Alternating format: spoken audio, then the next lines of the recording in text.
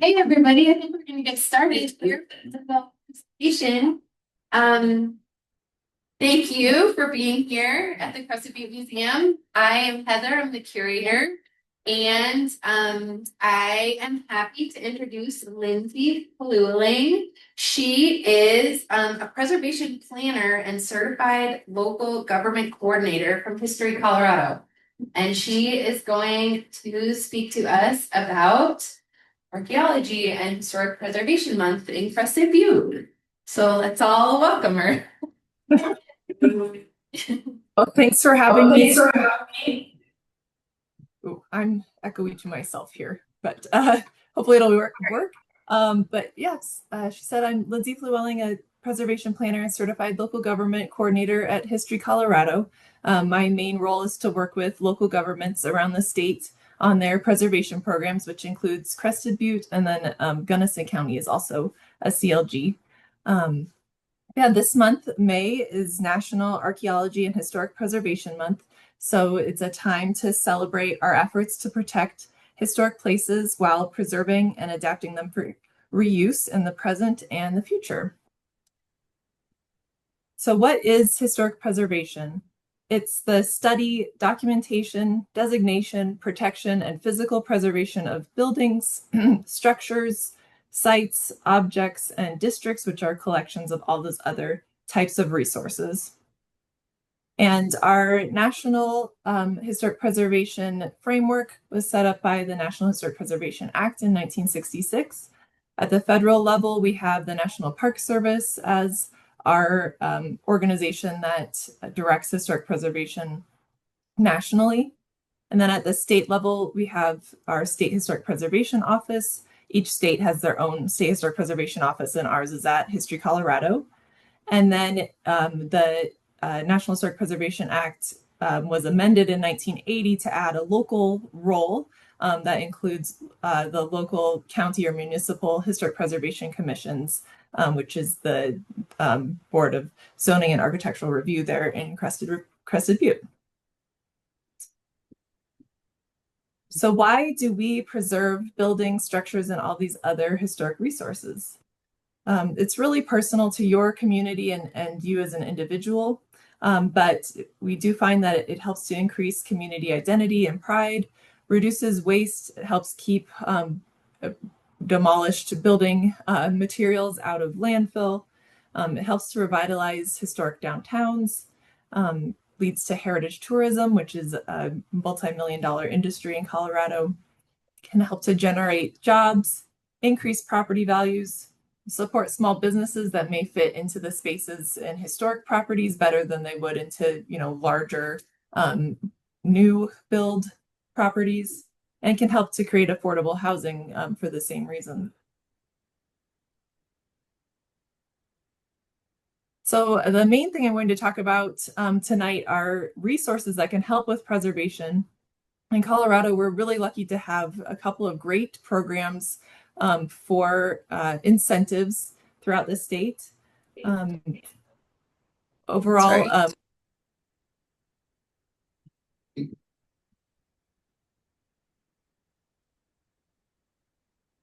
Sorry, I was trying to turn us off, so you would be so echoey. Oh, it's fine, but I appreciate it. Is it working now for you? Yeah, we're good. Okay, great. So yeah, I'm going to spend the next few slides talking about some different incentives to help with historic preservation. In Colorado, we have some of the best programs in the country for incentives. We have our State Historical Fund. There's a state residential historic preservation tax credit program, a state commercial historic preservation tax credit program. The commercial tax credit can be layered with the federal rehabilitation tax credit. And then there's also a statewide revolving loan fund. I'm not going to go into detail on that, but it's run through the Colorado Historical Foundation and can help provide seed money for projects if anyone's interested. The Colorado Historical Foundation is a great resource to reach out to. So first, I'll talk about the State Historical Fund. This is funded through gaming in Central City, Blackhawk, and Cripple Creek, and they offer about $11 million in grants each year. Nonprofit organizations and government entities are able to receive the grants, but they can also apply on behalf of private individuals, so that private owners are able to have grant projects as well. So you can see here their table. If the building's owned by a nonprofit or government entity, they can apply themselves or have another nonprofit or government entity apply. If it's a private owner, then they need to work with a nonprofit or a government entity to be able to apply. They have two different lines of grant funding. First is non-competitive grants. These are offered on a rolling basis throughout the year.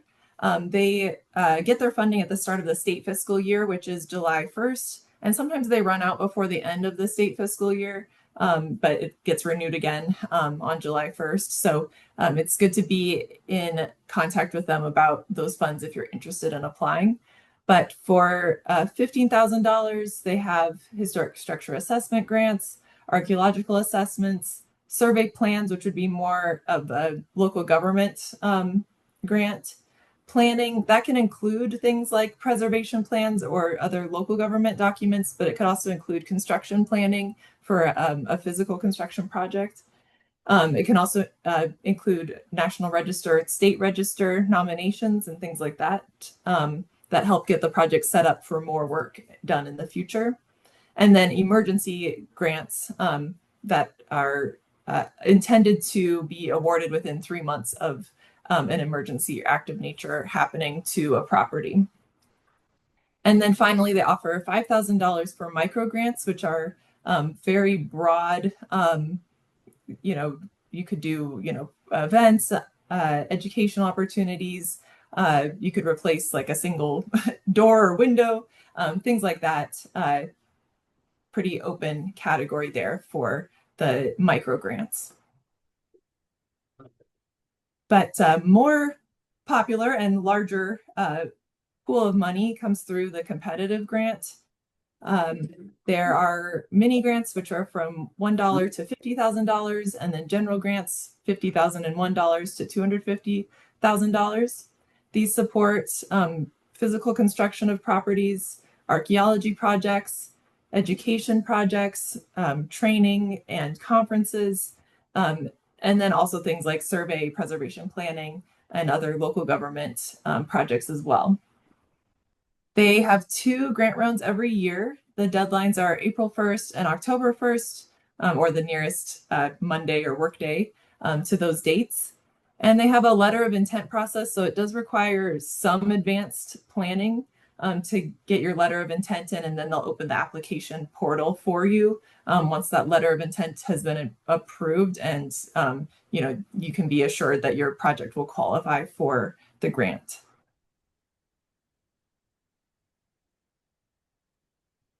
The State Historical Fund does have match requirements. So for the non-competitive grants, you can see here that if it's a nonprofit or government entity that owns the property, it's a 10% match. If it's a private individual that owns the property, it's a 25% match. And then for competitive grants, it's 25% for a nonprofit or government entity, and then 50% for a private ownership of a property.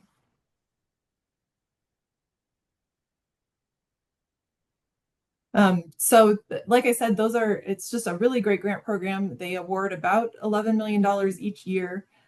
We've just gone through, we actually had the mini grant review meeting today, so it's very fresh. Yeah, the next grant round will be October 1st. They have 2 engagement specialists that are really great to work with. So if you're interested in applying for the State Historical Fund, they are happy to talk to anyone about different projects. The main thing is that there does need to be some kind of public benefit to the project. So it's not really applicable to like private residences, but if you have a Main Street type commercial building or a nonprofit owned and operated building, those are good fits generally for the State Historical Fund. Next, we have our state historic preservation tax credits, and there are 2 types of tax credits, residential and commercial. So first, for residential properties, the people who qualify for this are private property owners who are working on an owner-occupied residence. It doesn't have to be their their sole residence if somebody owns multiple residences, but it's as long as it's owner occupied and not rented out, they can have it as their like second home and still be able to qualify for residential tax credits. The property must be designated on the national, state, or a certified local government's local register, which nobody there needs to worry about. So you're in a CLG, and most of Crested Butte's also part of a national register district. So your property, if it's designated, will qualify. Your tax credits will be worth 35% of qualified rehabilitation expenditures since you're in a rural community. The minimum expenditures is only $5,000, which is pretty much any rehabilitation project these days. There's a cap of $100,000 in credits, which we just got expanded up from $50,000. So that's really great. And property owners have 10 years to use their credits. So if your tax liability on your state income taxes, isn't that high, and you take 10 years to use up $100,000 in credits, you can spread that out over the years. But the really great news about this program is that the credits will become fully refundable in 2027. So the program is just getting even better and will really help people with a more limited tax liability starting in 2027. So essentially, you'll get a check back from the state government at tax time starting in 2027 for your tax credit amount. For the application, the state residential tax credits are administered by History Colorado, but also Crested Butte, if you're in city limits, would be your first point of contact. If you're just in the unincorporated part of the county or in the city of Gunnison or something like that, then you would reach out to History Colorado first because it's sort of a complicated system, but essentially some local governments process residential tax credits and some don't.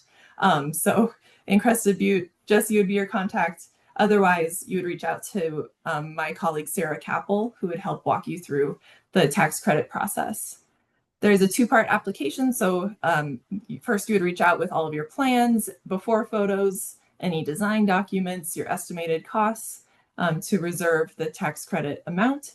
And then there's a part two at the end with your final photos, final receipts, and get your issuance of the tax credits.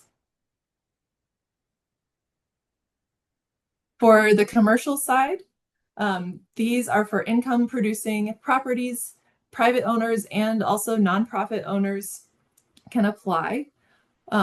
Long-term lessees may also apply. In rural communities, that's only a 5-year lease. So in urban communities, it's 39 years, which makes it a little bit prohibitive, but the 5-year lease isn't as difficult to be able to meet. Again, the property must be on the national, state, or a CLG's local register of historic places.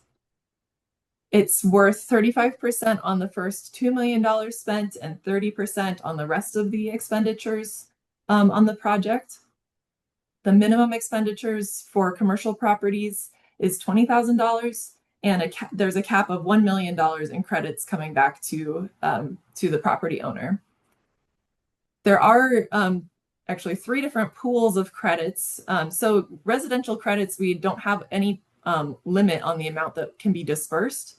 But for the commercial tax credits, there's a small project pool of $5 million, a large project pool of $5 million, and then they just added an additional pool of $5 million in credits for 2025 for projects that create housing, so that at least 50% of the square footage of the project is new housing.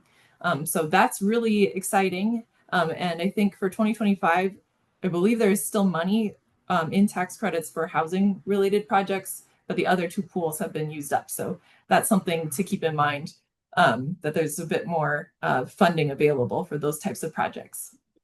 And the reason that nonprofit owners can apply for the tax credits for commercial properties is that the credits can be sold. So even if you don't have a tax liability, or if you don't have that high of a state income tax liability, as a private owner or a nonprofit owner, you can sell the tax credits to someone who does have a high tax liability, and it usually is about 85 to 95 cents on the dollar that you get back for those tax credits. So it's just a really great program to be able to make the tax credits more available to different types of property owners. For the commercial tax credits, it's administered by History Colorado and the Office of Economic Development and International Trade through the state. So your first point of contact would be my colleague Sarah Capel in our office. These need to be reserved in advance, so talking to her as early as possible is advisable. And it's the same type of two-part application, you know, the before and then the after, once you're ready for the issuance of the tax credits. So what actually makes a qualified rehabilitation expenditure? It's actually pretty broad as long as it's within the historic footprint of the property. It can include masonry, windows, roof, foundation, and restoring lost features on the exterior, interior build-outs, trim, plaster, and then also mechanical, electrical, and plumbing, and flooring. The most important thing is that all of the work done in the project, even if it's not on the historic part of the property, must meet the Secretary of the Interior standards for rehabilitation. And one way to think about that is, would somebody from the historic era still recognize the property today, or are you making changes that make it so the property is no longer recognizable from someone in the past? And we always say that if you turn the building upside down and shake it, the things that fall out that aren't like connected or hardwired into the building are not qualified expenditures, but anything that stays with the building is. So that's why like mechanical and plumbing and things like that all qualify. That's what helps to make the property usable into the future. So that's why it's important and helps to contribute to the historic reuse of a property. But we definitely encourage people to talk to staff early in the project process to make sure that what you're doing will qualify for tax credits. And then the final incentive program I wanted to highlight, since many of you are have National Register contributing properties, is the federal preservation tax credits. These are specifically for private property owners who are rehabilitating an income-producing property, but long-term lessees may also apply. The property has to be on the National Register. It's worth 20% of the qualified rehabilitation expenditures, and there's no cap. So, you know, you could spend multiple millions of dollars and get 20% back on a project, but there is a substantial rehabilitation clause, so it's a little bit more complicated from a financial standpoint. For the application process, again, it's administered by History Colorado, so Sarah's the first point of contact, and then the National Park Service approves all of the final work. There's a 3-part application, and then it also aligns with the state commercial tax credit program, so you can layer those two together to get up to 55% of your expenditures back in tax credits, which is really great. So how do you get all of those opportunities for preservation incentives? The first step is to make sure your property is designated. So being on the National Register of Historic Places, the State Register of Historic Properties, the Crested Butte Local Register. If you're in the unincorporated part of the county or the city of Gunnison, you would want to be on the Gunnison County Local Register. And then that designation is based on the historic significance of the property and integrity, which essentially means that the property can still convey that time period and that historic significance. So that's really your first step in accessing those incentives. And then your next step would be to contact our office. And we've got engagement specialists and incentive specialists to talk you through the process and what might work for your specific project. And then the final thing I was going to mention tonight is our Colorado Heritage for All initiative. This is part of History Colorado's efforts to celebrate the America 250, Colorado 150 celebrations in 2026. In 2019 and 2020, there was an audit done of properties on the state register, and it was found that less than 3% of the sites listed on the state register represented the stories of underrepresented communities in Colorado, including Black, Indigenous, Latino, Chicano, Asian American, and LGBTQ plus communities. And then if you add women in, it was still less than 4% of the total sites. So the goal has been to add 150 sites associated with these underrepresented communities to the state and national registers by the end of 2026. I think we're at a little over 50 now, with a lot more coming in the next year and a half. But if you have any ideas from your local community, I'm thinking like potentially sites associated with minors of different backgrounds and things like that. Feel free to reach out, and we're always taking suggestions and hoping to work with more communities across the state. I think particularly some of the mountain communities are sort of underrepresented themselves. So it would be great to hear if you have any ideas on those. And this is just a big effort through our office over the next year and a half. Otherwise, here's my contact information. If you have any questions, I'm always happy to direct people to the right resources or the right people around our office. And I'm happy to take any questions now, although it might be a little bit hard for me to hear you. But thanks again for having me. Thank you, Lindsey. Does anybody have questions for Lindsey? Nope, no questions. Okay, great. Well, have a great rest of the evening. Thank you so much. Thank you all for being here. It's filled in a little bit since we started at 5:15. We are here to celebrate Preservation Month. May is Preservation Month. As Lindsey mentioned, it's a national celebration of historic places.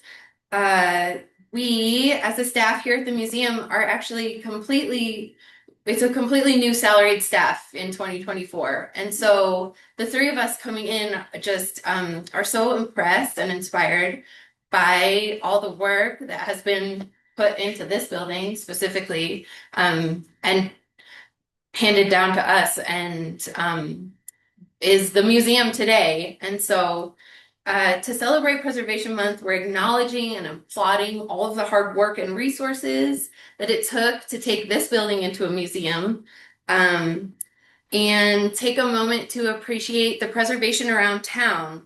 A big thanks to Jessie, who is hiding in the back, you know her, for championing this event. And she's been such a great support to me over the month. I've been doing architectural walking tours on Fridays.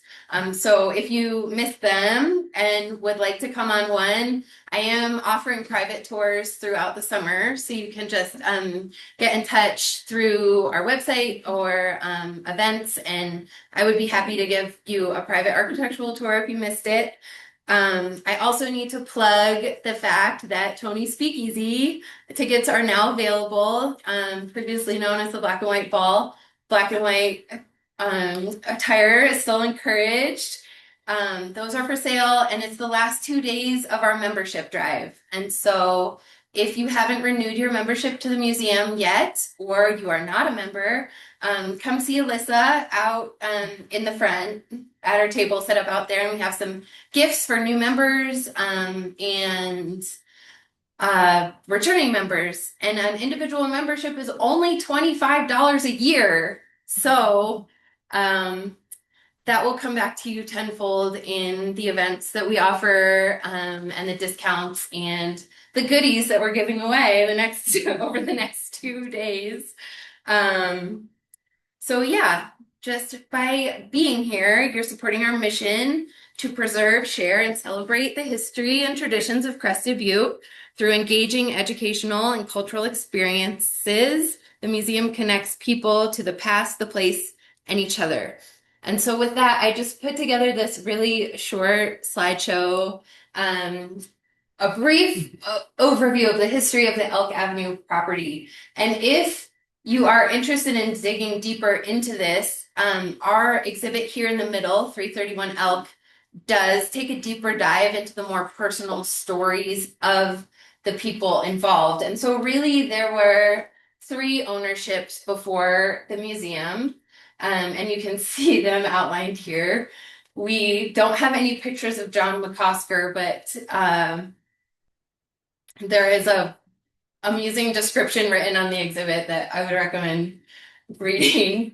And then as we go through, we'll just see pictures from our collection of the museum over the years. And I love that Lindsey mentioned when you're preserving a space, if a person from that time came back, would they recognize it? And just proof is in the pudding here. As we go through them, you can hardly tell what year is what. Let's see what's next. Oh, sorry, I forgot about this one. I took the Sanborn maps that we had just to show the progression. I should have a laser. I can like wait with my shadow to show the progression of the building. So here it started as a blacksmith shop just in the very back of the lot. Where we are now. Yes, exactly. And then you can see how it grew over the years and grew. And then something's missing, something grew and is missing again, but then you have the whole front of the building. So I just thought that was kind of neat to see from 1886 to 1910 how these additions were added onto the buildings. And this happens so often in Crested Butte. If any of you do live in a historic home, you'll know firsthand that maybe the floorboards aren't exactly even from room to room, or you have little clues about what was added on when through the different materials on the wall or whatever you might find. And so this was the very first photograph that I could find, the earliest photograph that I could find dated of this building in the 1930s. The pixels were bad, so I put it A little version. a little version and a big version. And then I just love this to bring in like a little bit of a human aspect, but check out these gas pumps. Does anybody here remember those being out front? Everyone's crazy looking. 1940s, yeah. And then the 1970s, new gas pumps. Photo by Lina. Photo by Lina. And here, Thank you.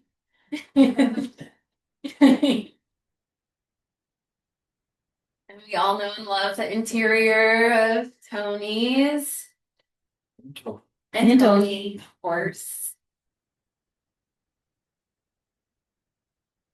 Very well documented building. Many artists have painted it. 1983, you can see on the side there, kind of needed a little bit of a paint job or something. That's okay. The stove, an icon that cannot be left out, still stands today. And yeah, 1992, 1996, same. And then we introduced the museum and the museum's plans to purchase the building and rehab it into what we know and love today.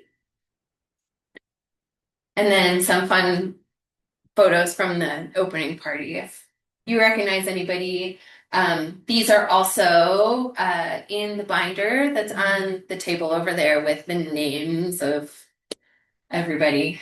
So some familiar faces. The first black and white The ball. very first black and white ball. Don't forget to buy your ticket to Tony's Speakeasy. And then the museum today. So yeah, just a huge applause to everyone who put in all the hard work to make this what it is today. That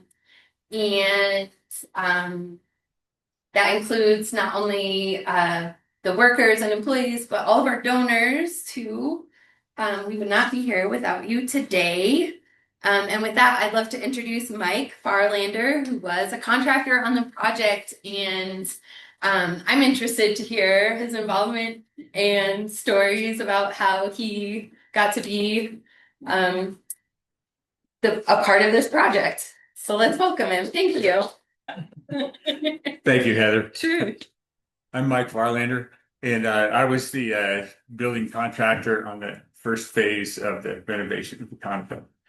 And it was kind of the path of how I got here has, I'll just go backwards a little bit. I grew up doing construction work and showed up here along with a lot of other familiar faces in the 70s, just another ski bum stoner that wanted to recreate and make a living in my spare time, kind of, So part of what happened, with my building business in Crested Butte was there were a lot of houses that were moved down from Irwin when the mines quit, and so it's crazy to visualize this, but I think what they did was the old timers gathered up every mule in the county and literally skidded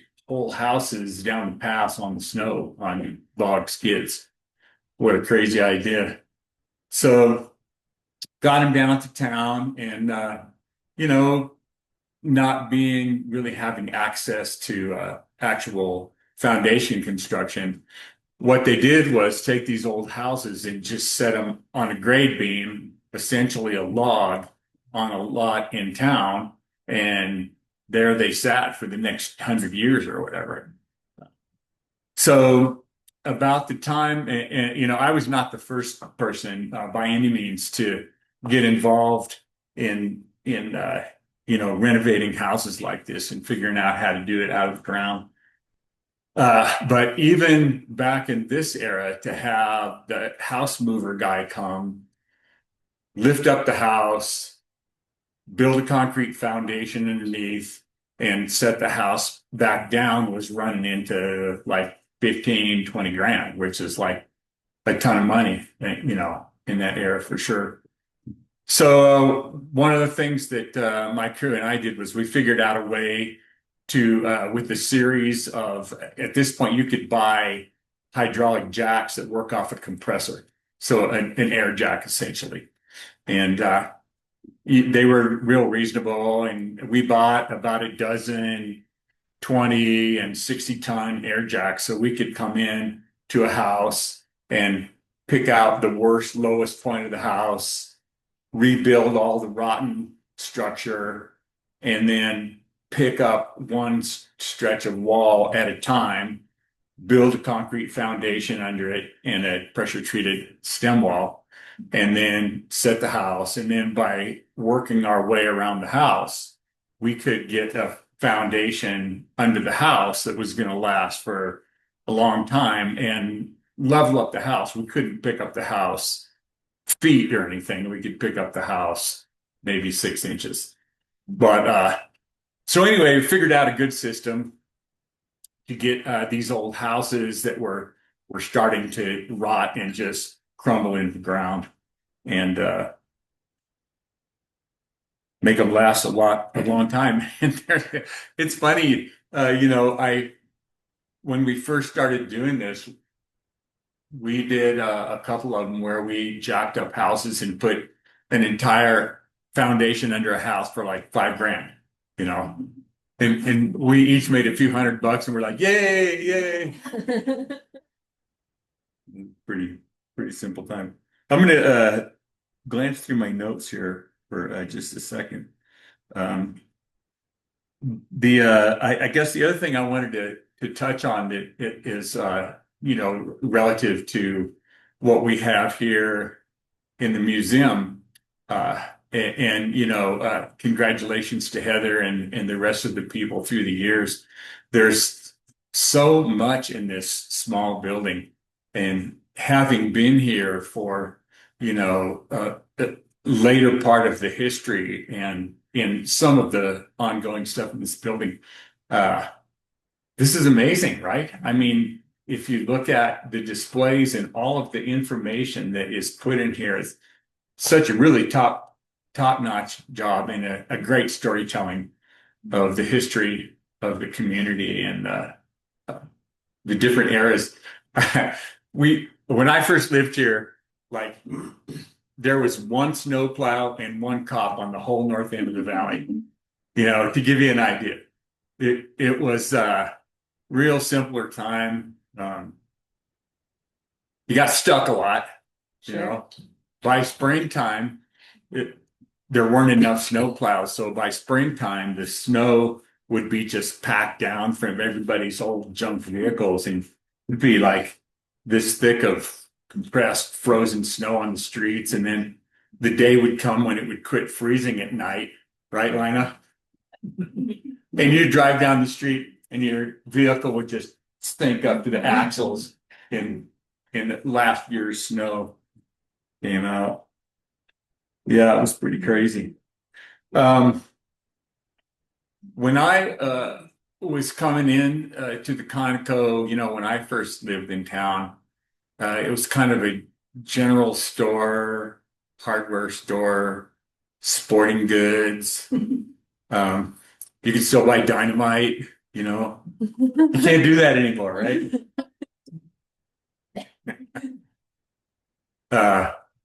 Yeah, it was pretty fun. You could get just about anything here, and the running joke was if Tony didn't have something, it would be in Tuesday. That's hilarious. So anyway, you're probably wondering what all this has to do with the Conoco. So when the museum concept came up and the building had been not totally neglected, but certainly it was maintained as well as it had to be to function as the hardware store. So my skill set was all lined up to work on this building. So we got in here.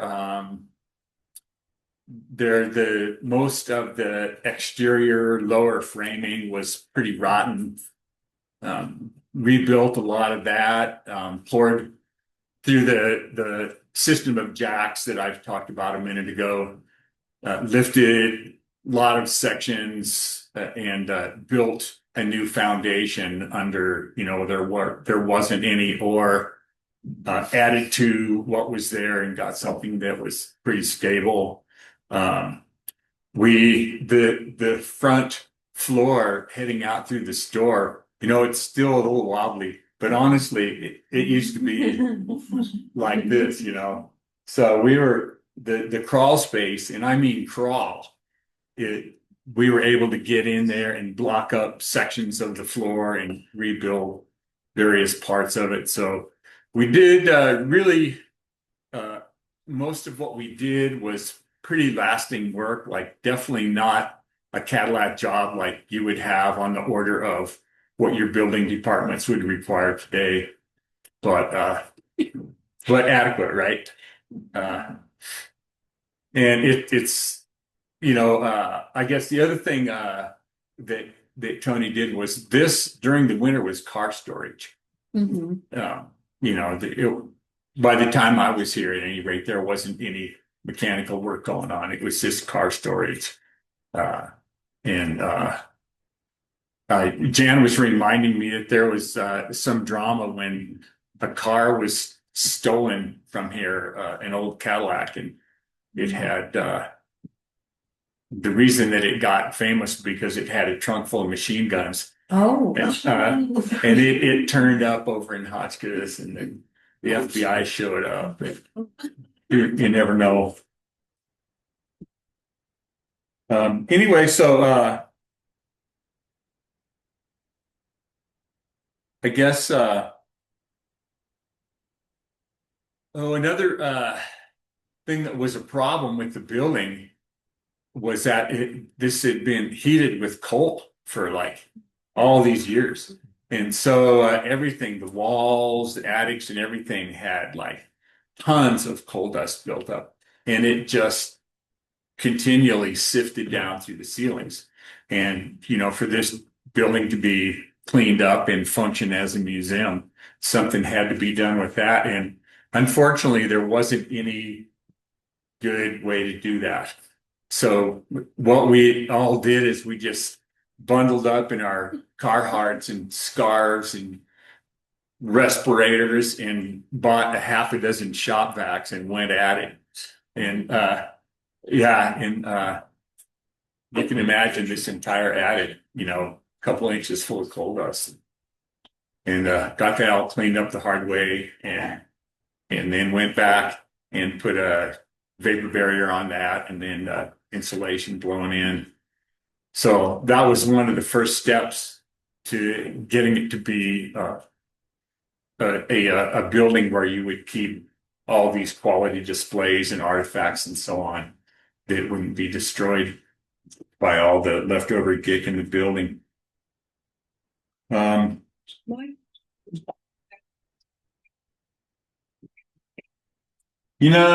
think we're here for probably 6 months for just the building restoration that we did. And there was, historic people were here as well from the state historic department.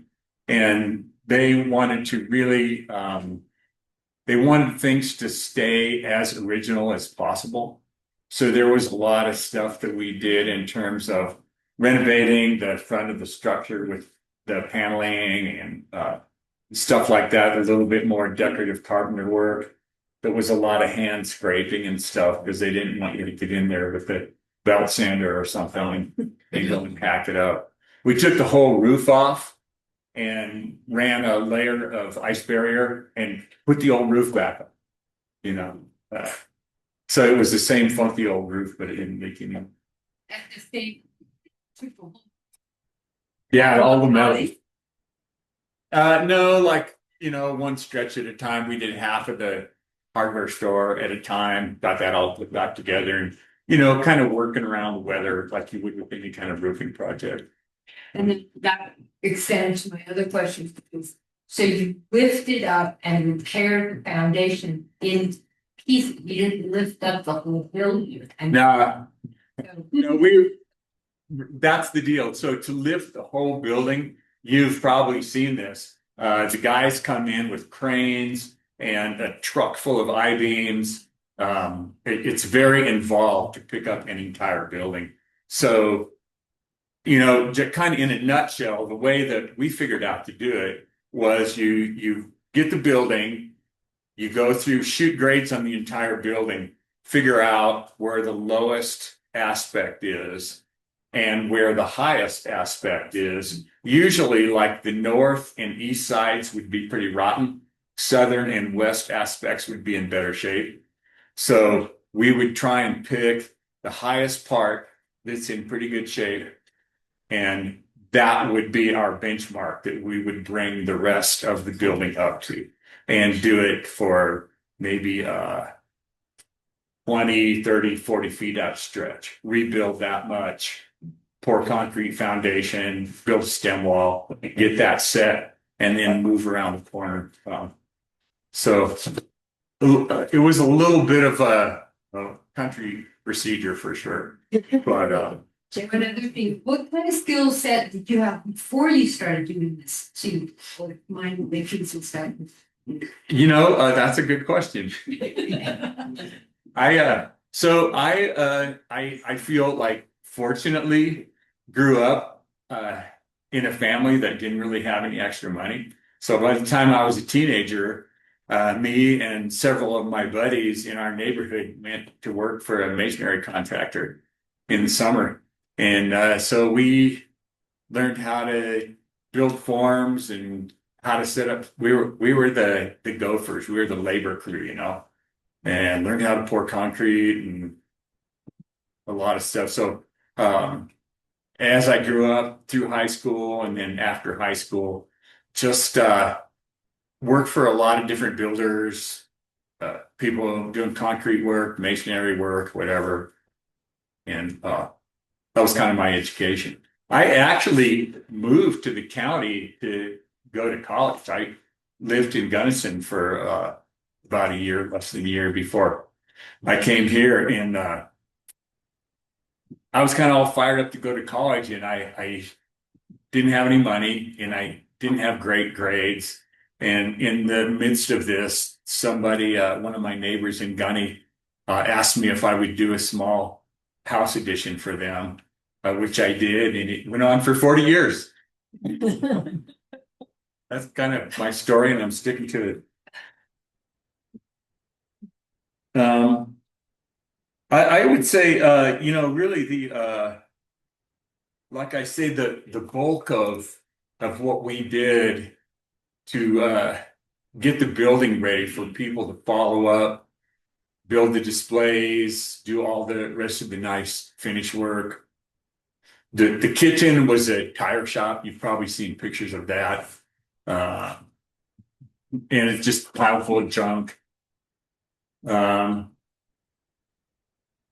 Really, it was mostly cleanup and repair, and then the foundation, of course, was really lacking. But it's a simple building, not too big, so it's really pretty easy to fix all that stuff. It's just labor intensive and time consuming. But here it is. Cool, right? And the one thing that I would really encourage you to do is, if you know Kathy Sporsich and Lina and some of the other folks that have been around and know really a lot more about the history and the function of the building, and so many fun anecdotes about Tony and goofy stuff that went on here, like some there you go, yeah, some real adult level stuff that we can't talk about it. No, wait, yeah, the story about the Playboys hidden under the cushion in the big chair. Yeah, I know that's it. Yeah. Yeah.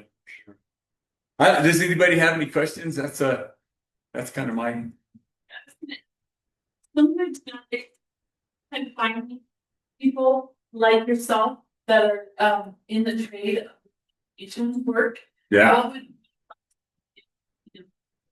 to encourage them, or looking back, things we might have done differently, but encouraging them to get into the fields. Yeah. Well, honestly, the thing that's happening is the money. Like, what does it cost you to get a plumber to come to your house now? Electrician, Yeah. I mean, that's really the deal. And I have a grandson who's 15, and he's a smart kid, and he's super handy, and he does not love school. We've had this conversation. It's like, Dan, think about what you want to do. You don't want to be at the mercy of somebody working at Walmart or whatever. You want to have a career, and it's real viable to get into the trades now. And I feel like, not to go off this rabbit hole, but I feel like, so many people, younger people coming up now want to get to a tech job and everything, where compared to, doing physical workout in the winter all the time, it probably looks really good. But there's nothing wrong with learning to do physical work, and you can have a career and make a ton of money. That's really everybody, we've all been broke, and we've all had a few bucks. Having a few bucks is better. Well, thank you. It was nice to come in and visit with you about it. Next, I'd like to introduce Pam Williams. You all know about the Hartman's Castle project, and she's here to tell us about that. So let me just pull up your slideshow. So while we're getting that up, I just want to thank you all for being here, and several of the people that have helped with this. Jody was sitting back here. Jody Reeser has been really helpful to us. I think she's gone. Dwayne Vandenbush is here. He's been part of it. Deb and Mike Callahan, and others. So Jessica Early has been helpful. So if I missed anyone, I apologize. The theme of 2025 is the power of place. And I thought that was really significant for both Hartman's and for where we are right now. We're talking about what Tony's was and what it's been transformed into. And so there's really no better place to talk about the power of place than right here. And we certainly feel that with Hartman's. You can't dig too far into, sorry, I'm in people's way, into Gunnison history without running into Annie and Alonzo Hartman. And you'll go to the next one. So Alonzo came here in 1872. He actually was an Indian agent. It was when the agency was over on the Cochito. He was here as a cowboy. It was his job to keep the livestock alive during the winter. But he was a descendant of Daniel Boone. He then, as more and more people started coming in, white settlement, then Gunnison became established. And so he was a founding father of Gunnison. He was a postmaster. He opened a bank with Horace Tabor. He was a city councilman on the school board. He wore a lot of hats. And so stock grower, and he was one of the most successful cattlemen on the Western Slope. And then Annie, we don't know as much about her early history, but we're working on that. And she came in 1881, and then Alonzo and Annie quickly became fast friends, and then they married. Next slide, please. So that's their wedding photo. And after their marriage, this is where they lived. Alonzo had inherited the 2 cabins that the Indian Agency had left behind. So one of them was his post office, which is now at the Pioneer Museum, and the other one is what they called home. And so the location of this is where the Dos Rios golf course is now. Alonzo named the ranch Dos Rios because of the 2 rivers. This is their second home. Alonzo was injured, lost his hearing in 1 year. So his the work in town became difficult. So they had built this second home, and then they were going to move out to the ranch. This house sits on Wisconsin Street, and it's still there. And it was a Mason building with local quarry built by the Zugelders.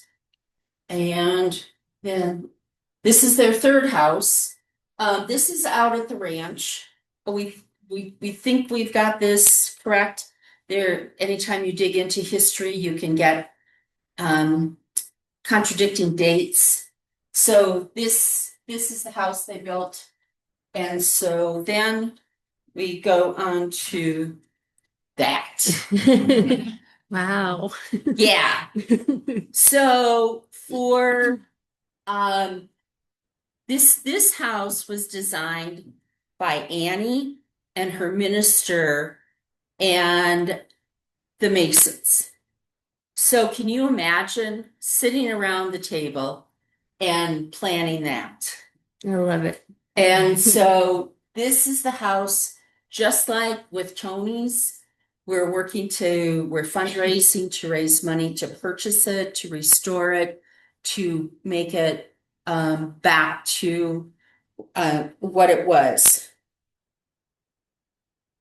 So one of the things that Annie and Alonzo did was they went to the Chicago World's Fair. And I would encourage you, there's a really good documentary that's narrated by Gene Wilder that you can find it on YouTube. you don't realize how significant, how important, what a huge thing, what a huge event this was. And I'm visualizing little Annie and Alonzo walking around through all these literally world displays to pick furnishings for their home that were then shipped back to Gunnison, Colorado. And they're still there in the house. So it's, it's incredibly amazing. These are some pictures from the ranch.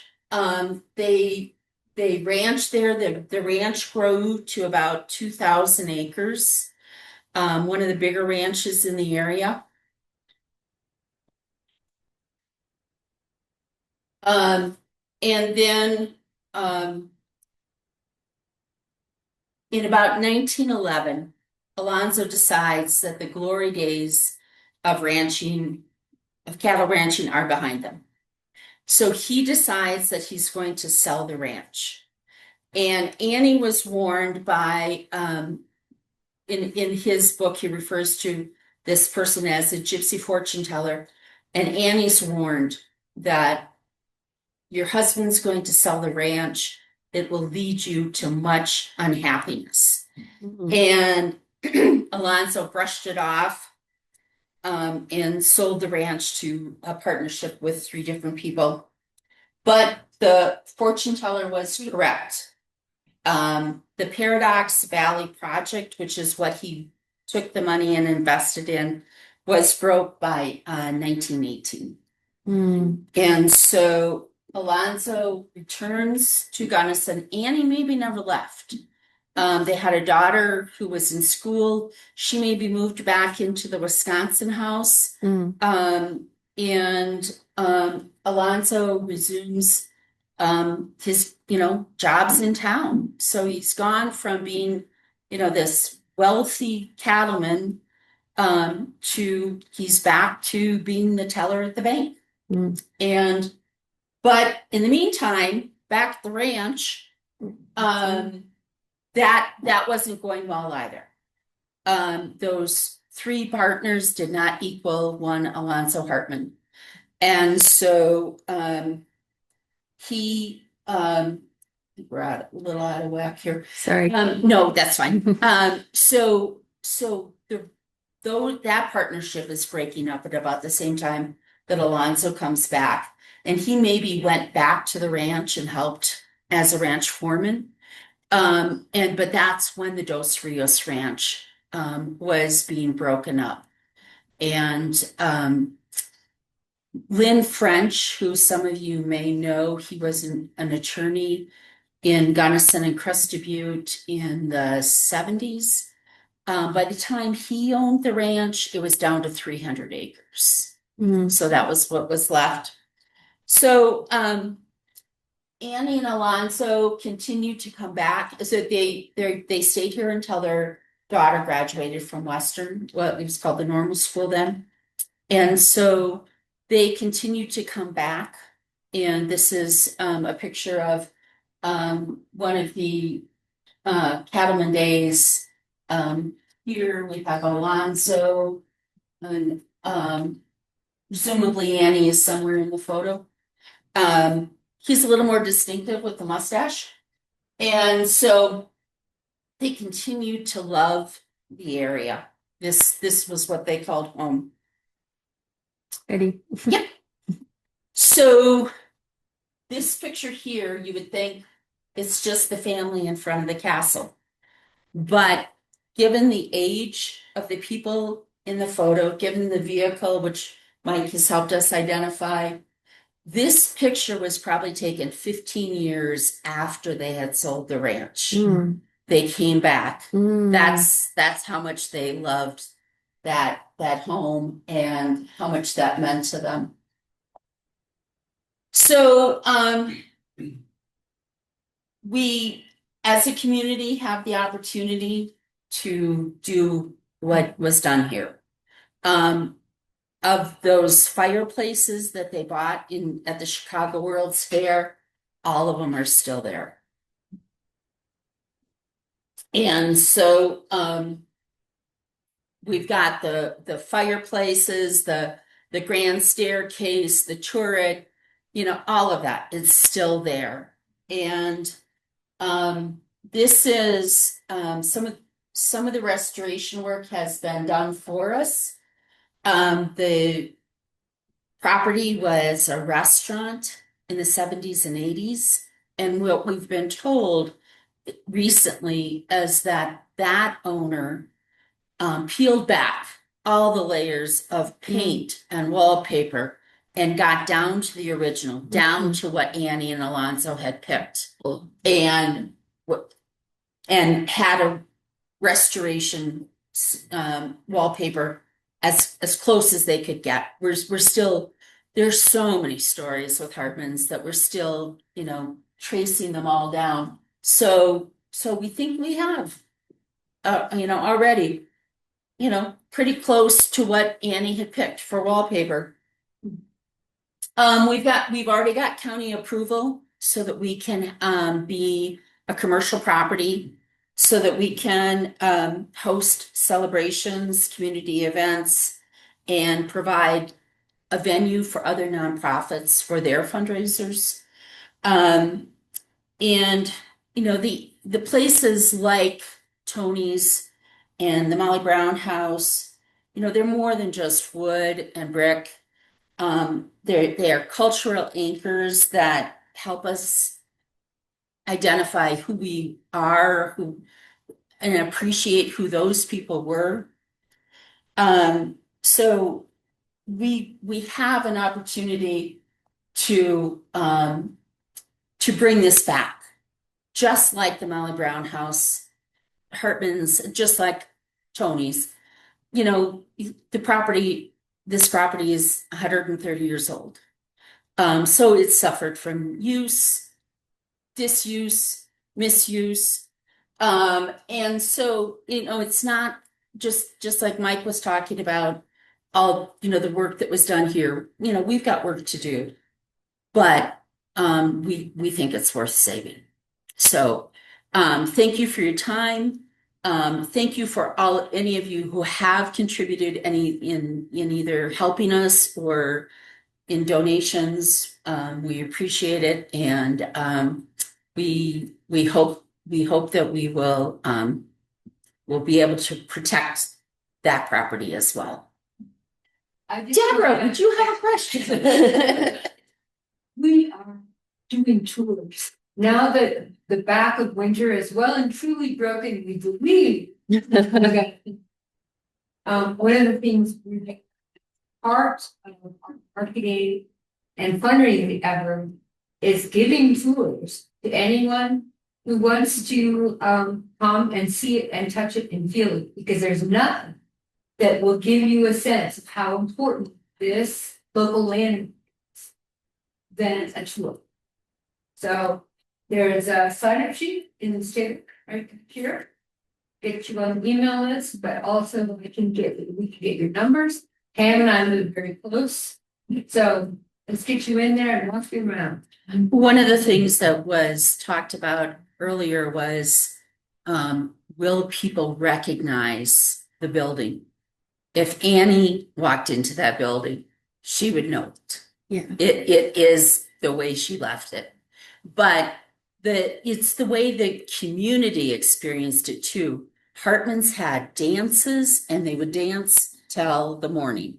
But it was, when the Hartmans were throwing a party, there were committees, there were you got an assigned what time the carriage would come to pick you up. The people from Gothic and Baldwin and Irwin, they all came to town to party with. I mean, it was a huge deal. And so, you know, the community of the county of Gunnison knew that property, and it's still the same. So we love sharing it. We love telling the stories. And so we'd love to give you a tour. So No, we're just fundraising still for it, so we haven't really started. We're doing some stuff to try to preserve it as best we can without having to, because we can't really do anything with it. But there were broken windows that we've boarded up. We're keeping water out of the basement. Oh, okay. Oh, good. Yeah. Yes, we do not own it yet. Yep. We're, pardon? Can't really do much to it. Not really. No, there's not much we can do. But, the price is 700,000 with pledges and donations. We're at 250. But the state Historic Foundation, the History Colorado, has a acquisition grant of 250,000. So, and the owner will let us apply for that once we get closer to. Dave Taylor, KOA Dave. KOA Dave. Yep. This is the thing. Oh. No. Like Smith and, All right. Any other questions? So please, we'd love to give you a tour. Thank you, Pam. Pop hooker. We use that. Very. The what? Need to tour it up. Oh, yes. So Annie designed this area up here as she was an artist, and so she wanted something that she could get up above. She was a landscape artist, and at that time she would have had a view.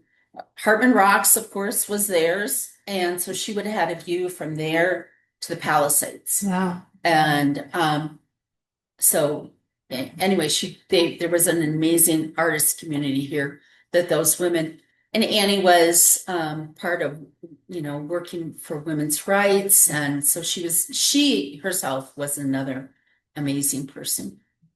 Yep. Is it right here? Yes.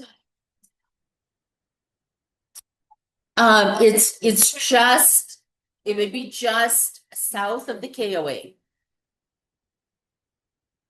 Yeah, they realigned that road to go out to Hartman Rocks, and that the road used to go past the castle, but now it's on a dead end. But what's cool is that area behind it is all wetlands, and so we'll continue. And so there's cattle out there, and so it's like, wow, this is just like the way it's always been. Yeah. The other thing I put down is that $700,000 is a big discounted price. Because the entire property we purchasing is over 2.5 acres. And it includes not just the castle, but the even older home that they built before they built the castle, which may well be one of the first milled lumber buildings on the western slope of Butte. So you got 2.5 beautiful acres and 2 historic, really 3 historic. Amazing. Yeah, just. And you owe it to yourselves to take a tour, for nothing else, look in the corners. Look at where you don't expect to find anything, the detail. And I don't know how they turned little spindles, out of wood. There are hundreds of them, every door. It's just beautiful. And I don't think there's anything like it in Western Colorado. Nothing. I don't, even if we probably gave them in the state. So Truly worked. And it has a dome. Kitchen was in the basement. Right? yeah, kitchen was in the basement with a dumbwaiter, which we've been able to locate the dumbwaiter. But then also Annie had arthritis, and one of the things, well, a couple of things that Alonzo was really proud of, they figured out how to get water to run into the house, but they still had an outhouse. But they built an elevator for Annie. Mm. And you can see where the elevator was. The elevator's gone, but the housing is up above, and so some really unique features that would not have been common for 1893. So, Attention to detail. and the fretwork that they have in there. Thanks for bringing that up, Mike. Yeah, because it's just amazing. Yep. What's the shape of the other house? Is it fixable also? It is. It's actually occupied. So, yep, yeah. So, that'll, when we do get the property, that'll be, a revenue source to help. But, yep, it's occupied. Is the outdoor part gonna be cleaned up? It has been cleaned up somewhat, yes. Yeah, because it had been kind of a dumping ground there for a while. Yeah, yeah. In fact, yeah. In fact, Dave's dad, that was one of his contributions. He paid for the dumpster fees. So, and then sometimes when you're out there, Dave's donkeys are out, and so then you get to, they're super friendly and a lot of fun. We did also win a Rocky Mountain PBS special, Colorado Experiences. So we're going to, the Majestic Theater has offered us their theater space. So we're going to do 2 showings of that. So we did a showing in November down in Western when it was first shown. And so this will be the Crested Butte premiere. And so that'll be June 25th. Dwayne Vanderbush is going to do trivia. We've got other people going to speak. It'll be a lot of fun. Door prizes. Oh, wow.